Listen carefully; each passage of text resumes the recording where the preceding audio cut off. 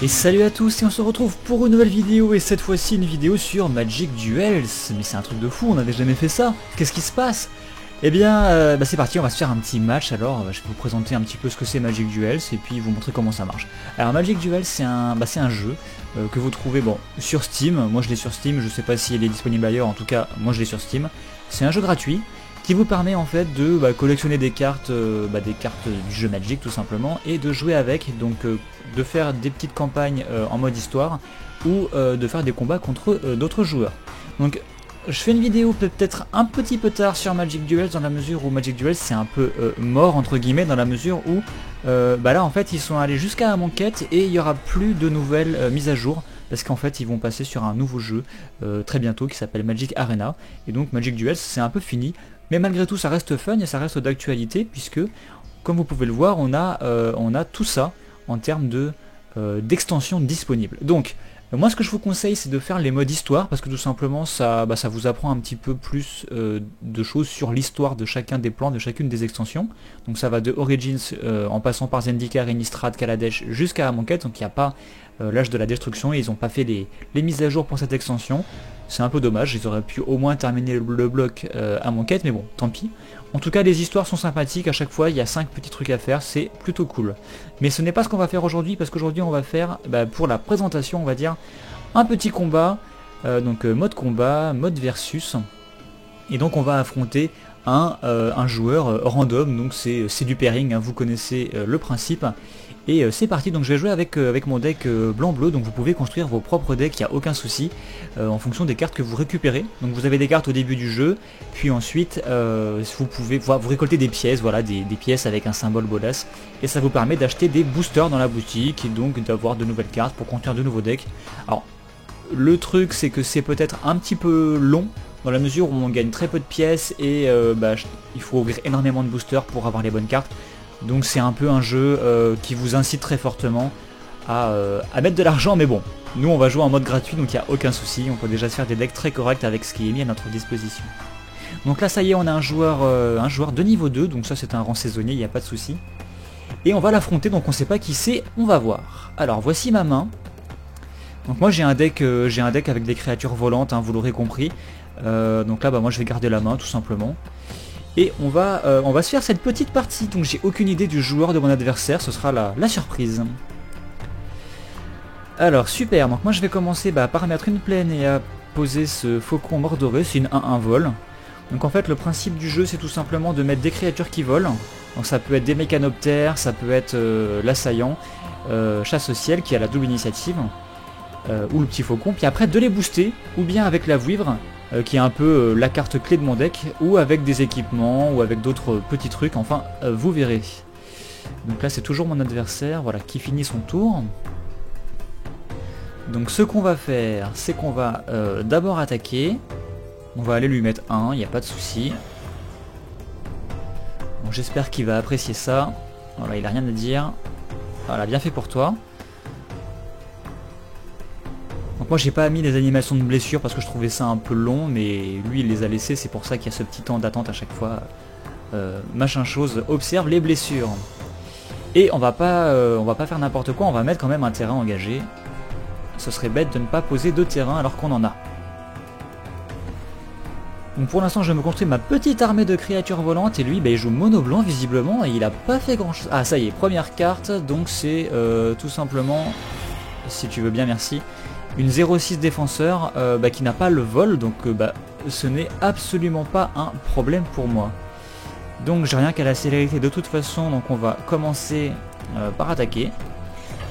Voilà, donc il pourra pas bloquer, tant pis pour lui. Il avait qu'à mettre une protection contre le vol. Et ensuite on va mettre une île, voilà. Donc on mettra ce terrain là plus tard. Ce qui m'autorise à jouer l'assaillant chasse au ciel, qui est une carte qui est sortie à l'époque de... Alors je sais plus si c'est Miraudin au 5ème aube. En tout cas c'était le premier bloc Miraudin et c'est cool parce que c'est une 1-1 vol d'où initiative. Donc elle est 1-1, c'est pas très fort, mais il suffit que vous lui mettiez un petit boost, que ce soit avec la vouivre ou avec un équipement, et tout de suite ça devient extrêmement puissant. Ah là il a fait une chose intéressante, il a mis Aile de Halo, donc la créature enchantée gagne +1 +2 le vol, ce qui fait que dorénavant il a un gros bloqueur volant, ce qui est légèrement embêtant. mais c'est pas trop grave dans la mesure où je vais pouvoir booster notamment grâce à ça ma créature double initiative, mais qu'en plus grâce à ça je vais pouvoir, donc je vais jouer ça peut-être maintenant et je vais pas attaquer ce tour-ci. Grâce à ça en fait c'est une petite 2-2 qui quand elle arrive en jeu va mettre 2 mécanoptères artefacts, donc ça c'est plutôt bien. Mais surtout elle a un effet qui dit que quand elle engage 2 artefacts dégagés qu'on contrôle, la créature ciblée ne peut pas être bloquée ce tour-ci. Donc on va le faire. Donc choisir une créature, on va choisir le chasse au ciel, on engage nos 2 artefacts, et le chasse au ciel ne pourra pas être bloqué ce tour-ci, et on va tout simplement attaquer avec. Donc bien sûr là je vais lui mettre 2, c'est pas ultra utile, mais au tour d'après on va booster notre chasse au ciel, et ça va être intéressant. Voilà, ça va être très intéressant.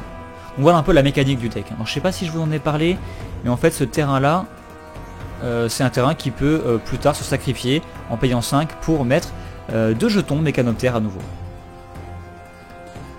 Alors j'ai l'impression qu'il pose pas de terrain, comme s'il n'en avait plus assez.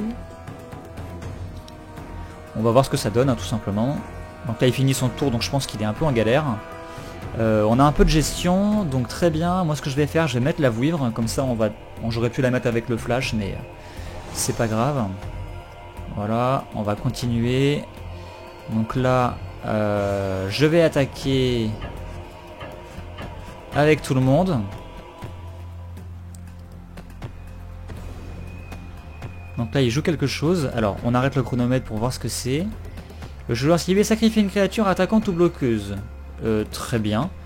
Donc moi, ce que je vais faire en réponse, c'est que je vais dire que, avant qu'il puisse décider avec qui bloque, que mon chasse au ciel ne peut pas être bloqué. Voilà. Là il m'oblige à sacrifier une créature attaquante, j'ai bien fait d'attaquer avec tout le monde.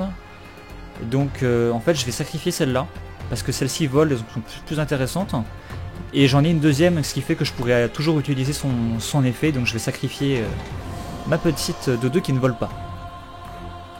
Donc là s'il bloque, il va forcément bloquer l'un des deux là, puisque voilà, celle-ci il peut pas, donc il va prendre il va prendre 6 quand même, ce qui est plutôt pas mal. Donc là je vous en ai pas parlé non plus, mais j'ai une carte de gestion mais qui peut gérer que les créatures qui ont 4 ou plus en force, ce qui est clairement pas le cas de son côté, donc pour l'instant ça reste dans ma main. Et s'il pose une grosse bestiole, on pourra s'en débarrasser très facilement. Donc là je pense qu'il est en mauvaise posture, à moins qu'il joue quelque chose genre qui nettoie un peu le terrain. Donc on va voir, ne tirons pas de conclusion hâtive. Ah, il a joué un truc, donc je ne sais pas ce que c'est. Alors il a peut-être mal joué.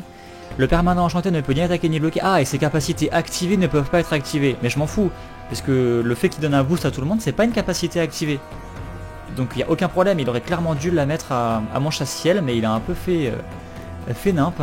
Donc moi je vais rejouer ça. Comme ça je repose des petites bêtes. Voilà, il a tout son mana engagé, donc c'est parti.